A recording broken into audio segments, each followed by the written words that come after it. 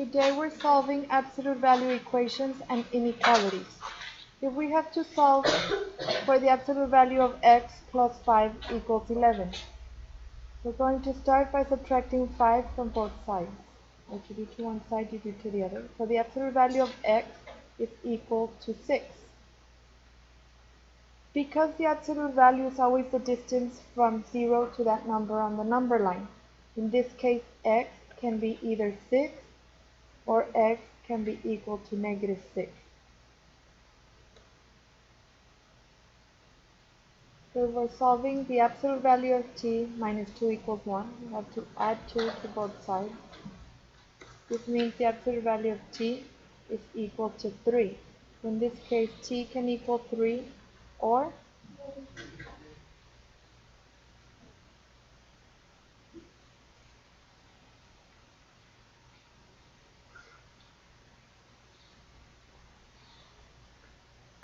if we have to solve the absolute value of 2p plus 5 equals 11, we have to write this as two separate equations. 2p plus 5 equals 11, and we have to write it as 2p plus 5 equals -11. So we're going to start solving.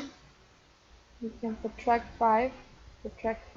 This means 2p equal to 6. Divide by 2. P is equal to 3.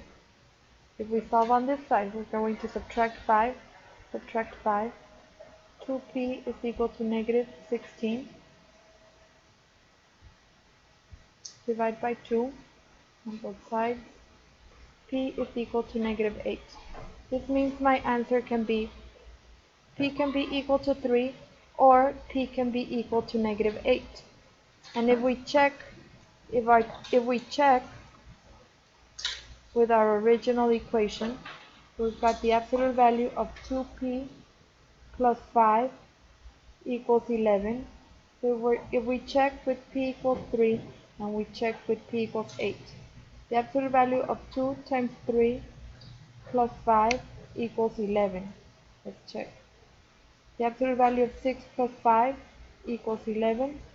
The absolute value of 11 equals 11. Is this true? Now let's check using -8.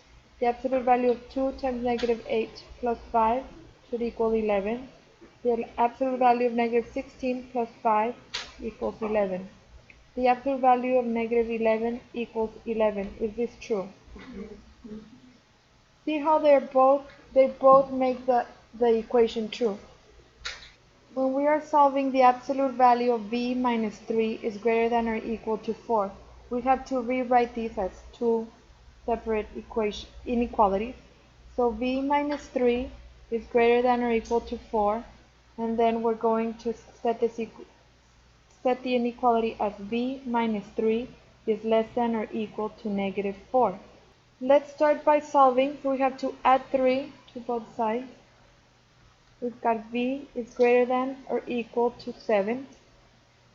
If we solve this one, plus 3, we've got v is less than or equal to -1. We can graph our answer. So we can start with our number line. 7, close circle, and v is greater than or equal to 7. V is less than or equal to -1, so again, close circle. And we can see that our answer is v is greater than or equal to 7, or v is less than or equal to -1.